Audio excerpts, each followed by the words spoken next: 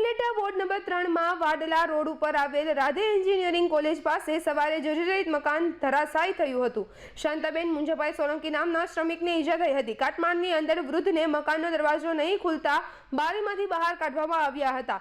વૃદ્ધને કમરના ભાગમાં લોખંડનો પાઇપનો સળિયો વાગતા સારવાર માટે હોસ્પિટલ ખસેડવામાં આવ્યા હતા। સારવાર થયા બાદ રજા અપાઈ હતી। નગરસેવક ચંદ્રપાલસિંહ જાડેજા ઘટના સ્થળે પહોંચ્યા હતા। મકાન પડ્યાની જાણ થતાં નગરપાલિકાના ચીફ ઓફિસર ડોક્ટર ઉદય નસેજ સહિતની ટીમ ઘટના સ્થળે દોડી ગઈ હતી અને ઘવાયેલાના ખબર અંતર પૂછ્યા હતા। ઘટના સ્થળે આજુબાજુમાં રહેલા લોકો તેમજ નગરસેવક જાડેજાએ ચીફ ઓફિસરને બચાવ તેમજ સહાય અંગે માંગણી કરી હતી। અગાઉ પણ મકાન પડ્યું હતું ત્યારે કોઈને ઈજા થવા પામેલ ન હતી। જય માતાજી, મારું નામ હરપાલસિંહ જાડેજા, વોર્ડ નંબર 3, ઉપલેટા નગરપાલિકા વિસ્તારમાં આવેલો વાડલા રોડ, જે વોર્ડ નંબર 3 તરીકે ઓળખાય છે।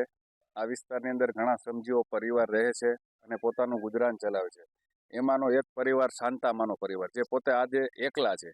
ગત રાતના રોજ એવો બનાવ બન્યો કે એનું મકાન આખું ઘરાશય થઈ ગયેલું અને આજુબાજુવાળાને અવાજ આવતા એકદમ તેઓ પણ બહાર નીકળીને જોતા કે શાંતામાનું આખું જે પતરાવાળું જૂનું કાચું મકાન હતું એની માથે બધો ઈમલો બધો પડેલો અને સ્થાનિક લોકો ભેગા થઈ અને એમને બારીના માર્ગ દ્વારા એમને બહાર કાઢવામાં આવ્યા।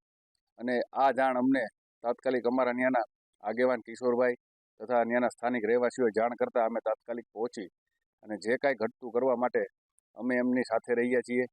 તથા આ બાબતે મારી એક વિનંતી છે નગરપાલિકા તથા સરકારશ્રીએ, આવા શ્રમજીવી પરિવારો કે જે નાના, જેનું આગળ પાછળ કોઈ નથી, તેમને મદદરૂપ થાય એવી મારી વિનંતી છે।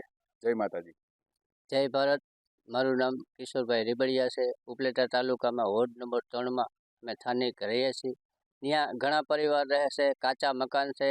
એક ગઈ રાત્રે 1:30 વાગે મકાન એક ધરાશાયી થયું, જેમાં શાંતાબેન મુંજાભાઈ નામના વ્યક્તિ દબાઈ ગયેલા હતા। એ ડોશીમાને રાતે અમે બધા આડોશ પડોશના ભેગા થઈ અને કાઢી અને રાતે 108 દ્વારા સરકારી હોસ્પિટલમાં દાખલ કરે છે।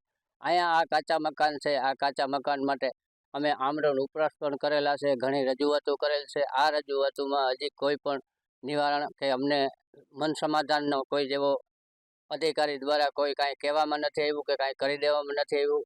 2018માં રોજકામ કરેલા છે। 2017માં અમે આમરણ ઉપવાસ કરેલા છે। આ સિવાય હજી અહીંયા ચોમાસાનામાં કાચા મકાન એક આની પહેલાં પણ પડ્યું હતું, અત્યારે પણ એની ઉપર હમણાં બીજું મકાન પડ્યું, એમાં ડોહીમાને ઘણી ઈજાઓ થઈ છે। સરકારી દવાખાને દાખલ કરી અને અમે બધા અમે અત્યારે આવેલા અમારે હરપાલસિંહ જાડેજા, ચંદ્રપાલસિંહ જાડેજા, એ આ લોકોની વારે આવી અને તાત્કાલિક બધું બેહતું કરાવે। સરકારશ્રીને એટલી નમ્ર અપીલ છે કે આ અમારા અહીંયા કાચા મકાન છે, કાચા મકાનવાળાને ક્ષેત્રફળ પણ માપી દીધેલા છે। આનું કંઈક કલેક્ટરશ્રી યોગ્ય કરે તો વધારે સારું। જય ભારત।